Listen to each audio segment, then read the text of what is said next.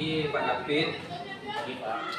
Luar biasa Pak David. Hari ini kita kembali menanyakan yang tentang kegiatan observasi kemarin ya Pak David.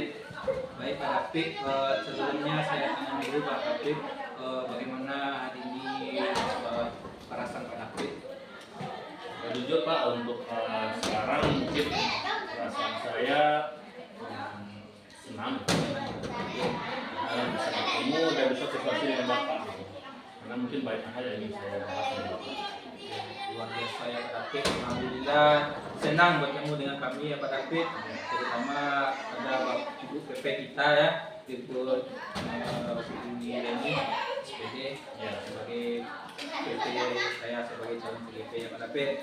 Baik Pak David, sebelum kita masuk ke yang observasi kemarin, jadi dulu saya ingin menanyakan yang observasi dilakukan yang kemarin ya Pak David. Jadi Pak David, saya ingin tahu Pak David, materi apa yang dipelajari waktu itu yang kemarin itu ya Pak David?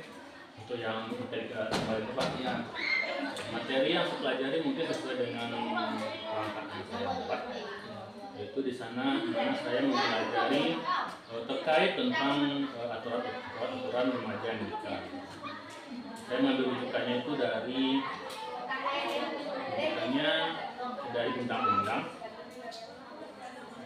kemudian dan juga mencari materi dari beberapa modul dan juga beberapa jurnal yang membahas tentang Intinya yang kemarin pelajarannya itu tentang pernikahan dini ya Pak David, di mana Bapak David sudah mempersiapkan mulai dari mencari dari beberapa sumber ya Pak David, itu dari beberapa modul juga dari beberapa jurnal yang diambil ya Pak David. Oke baik Pak David, berarti yang pembelajarannya kemarin ya Pak David pasti kan ada tujuan ya Pak David. Menurut Pak David, kira-kira apa tujuan yang akan dicapai dari pembelajaran kemarin? Untuk tujuan mungkin saya lebih kepada memperkaya siswa kita, memperkaya siswa dengan informasi-informasi yang kita butuhkan untuk perkembangan mereka. Jadi tujuan awalnya saya itu saya memberikan anak-anak ini informasi tentang pernikahan gitu kan. Kemudian juga akan saya kaitkan dengan bagaimana hubungan informasi pernikahan itu dengan umur mereka yang masih dini. Dari itu saya akan menyampaikan kepada mereka apa itu pernikahan dan bagaimana dampak pernikahan kepada anak-anak yang belum matang secara psikologi. Berarti tujuan yang Bapak David mencapai adalah anak-anak kita ini kan baru kecil atau masih remaja ya Pak David. Jadi intinya kalau pernikahan dini terjadi nanti apa dampaknya bagi anak tersebut. Jadi anak-anak itu mengerti, akan mengetahui dari apa yang Bapak David sampaikan kan. Pelajaran itu yang ingin Bapak David sampaikan. Kalau baik Pak David, lanjutnya saya tanyakan, ada area pengembangan apa fokus menurut pembelajaran yang Bapak sampaikan, fokus pembelajaran? Oke, area yang ingin saya kembangkan dari pembelajaran berarti Pak Ya, dari pembelajaran itu supaya anak itu paham apa yang ingin Bapak David sampaikan itu cepat mengerti. Berarti cara saya Pak ya. Iya, Jadi saya mencoba mengeksplorasi dari segi bidang, dari segi saya mencari materi yang mana bermanfaat bagi mereka, sesuai dengan karakteristik mereka dan sesuai dengan umur mereka, gitu kan. Kemudian saya juga akan menggunakan bentuk metode yang membuat peserta ini terlibat dalam pembelajaran dan juga bisa nantinya memacu rasa emosional atau apa namanya itu, rasa keterkaitan emosional mereka dengan diri mereka dengan keadaan sekarang atau pernikahan ini. Bapak David area pengembangannya supaya tercapai yang diinginkan ya Pak David. Jadi tujuan yang akan dicapai itu dengan melakukan fokus area pengembangan tersebut akan tercapai dengan baik Pak David. Iya. Baik Pak David, kalau saya sebenarnya sudah saya tanya juga ya Pak David sebelum melakukan observasi ya, menurut saya coba ingin mengulangi kembali ya Pak David. Kalau Pak David skala yang kalau diibaratkan dari 10 sampai 100 ya Pak David. Ya Pak David, skala yang David kira-kira dicapai dalam pemberian itu berapa ya Pak David?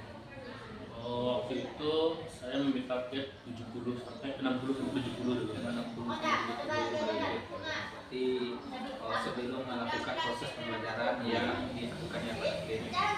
Baik Pak David, kita sekarang masuk lagi ke pasca ya Pak David. Di sini kemarin kan Bapak David sudah melakukan observasi, sudah alhamdulillah luar biasa ya Pak David. Bapak David mengajar dalam pembelajaran tersebut dan luar biasa sekali. Banyak sekali nampak keaktifan murid dalam berdiskusi atau berkolaborasi dalam kelompoknya, dan anak-anak itu semangat dalam belajar. Kemudian Bapak David juga dengan tegas jelas menyampaikan apa yang akan disampaikan kepada peserta didik ya Pak David. Baik Pak David, kita masuk dulu ini pasca observasi. Pertanyaan pertama Pak David, bagaimana perasaan Bapak David setelah pembelajaran yang dilaksanakan? Kalau secara garis besar perasaan saya cukup puas Pak. Cukup Pak David. Cukup masih di atas cukup Pak. Karena masih ada yang saya rasakan mungkin kekurangan-kekurangan yang mesti saya lengkapi lagi. Karena saya melihat dari reaksi-reaksi anak yang belum puas dengan saya dan itu Pak. Begitu ya Pak David, berarti masih dikatakanlah ada rasa puasnya ya Pak David. Iya. Walaupun ada beberapa hal yang perlu harus kita perbaiki untuk yang akan datang ya Pak David. Baik Pak David, Pak David, kira-kira apa hal yang sudah baik yang perlu diperbaiki dalam proses tersebut Pak David? Yang itu yang kurang aktif menurut Pak David yang diperbaiki. Mungkin kalau saya lihat dari kondisi kelas kemarin Pak, ada positifnya banyak siswa yang aktif, yang terlibat dalam kegiatan itu. Namun ada sebagian siswa yang tidak aktif dalam kegiatan itu. Jadi mungkin saya rasa kurangnya di situ gitu, karena masih ada yang siswa yang cenderung abai atau tidak ikut serta dalam diskusi kelompoknya. Mungkin itu yang masih diperbaiki ke depannya. Ya Pak David, jadi semua murid atau peserta didik harus terlibat aktif dalam berdiskusi ya Pak David. Tidak hanya siswa-siswa yang tertentu saja ya Pak David. Itu yang tadi kita diperbaiki. Satu lagi Pak, mungkin dari segi materi atau dari segi bahan yang saya berikan, kan saya memberikan mereka lewat tentang berita-berita terkait dengan ini kan Pak. Ya. Mungkin dari pilihan-pilihan berita yang saya ambil itu mungkin kurang menarik bagi anak, Kurang menarik. dan kurang informatif mungkin. Karena di situ memang tidak terlalu panjang artikelnya dan juga cuman rata-rata info umum aja diberikan di situ. Mungkin ke depannya untuk perbaiki adalah saya akan mengganti dan memperbaiki sumber-sumber materi yang akan saya gunakan untuk pembelajaran. Jadi intinya ya Pak David, agar menarik peserta didik untuk pembelajaran yang disampaikan itu sesuai lah dengan materi yang sesuai dengan umurnya atau kebutuhannya ya Pak David. Tidak terlalu materinya pendek lagi, harus ditambah artikel yang lebih sesuai dengan kebutuhan tersebut. Baik Pak David, kira-kira metode pembelajaran yang dilaksanakan itu seperti apa ya Pak David yang Mungkin maksudnya metode yang dilaksanakan kemarin. Yang kemarin itu metode yang saya lakukan adalah metode studi kasus. Di mana saya memberikan kepada siswa beberapa kasus, dan kasus itu kami mereka analisis dengan materi yang sudah saya berikan. Jadi saya akan ketika itu saya memberikan mereka sebuah materi itu, istilahnya itu pengetahuan dasar itu, mana pengetahuan dasar itu kita gunakan untuk kasus yang mereka bahas itu. Intinya adalah Pak David membuat metode yang dalam pembelajaran itu adalah studi kasus.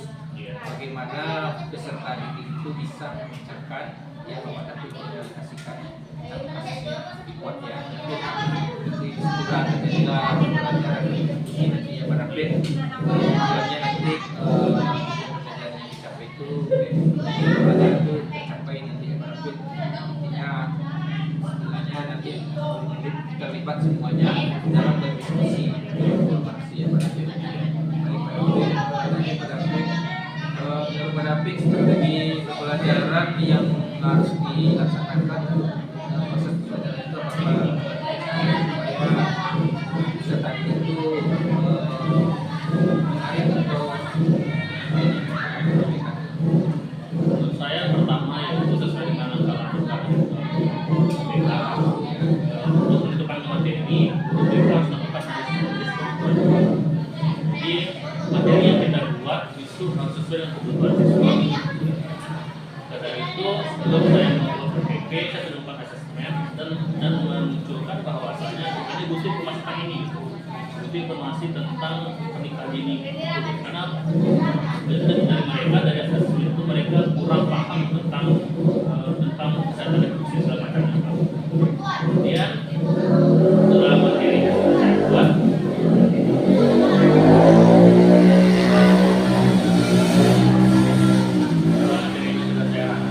saya memikirkan gitu kan metode mana yang membuat siswanya terpancing aktif belajar, membuat yang mudah, yang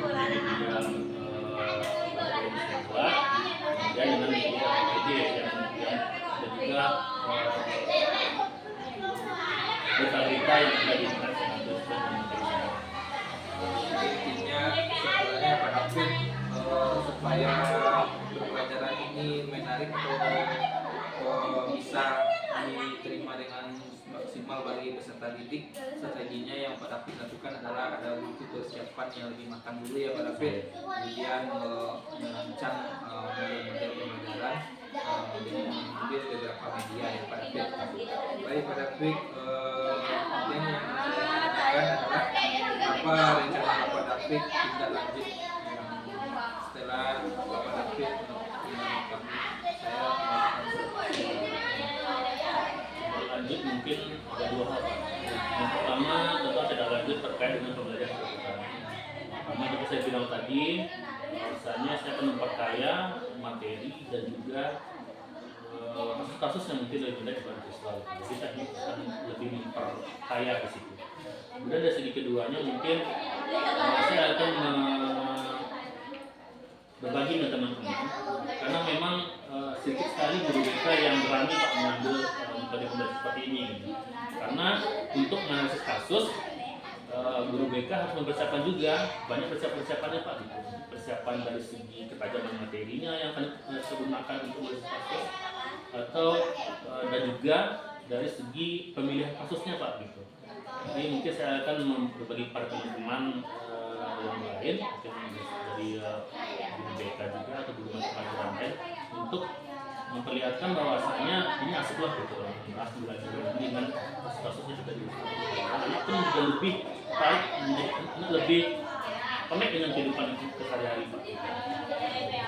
terima kasih Pak David. Jadi intinya kesimpulannya dari rencana Pak David yang pertama itu Pak David akan memperkaya ya dari materi yang disampaikan, kemudian yang kedua menganalisis dan memperbaiki sejawat atau teman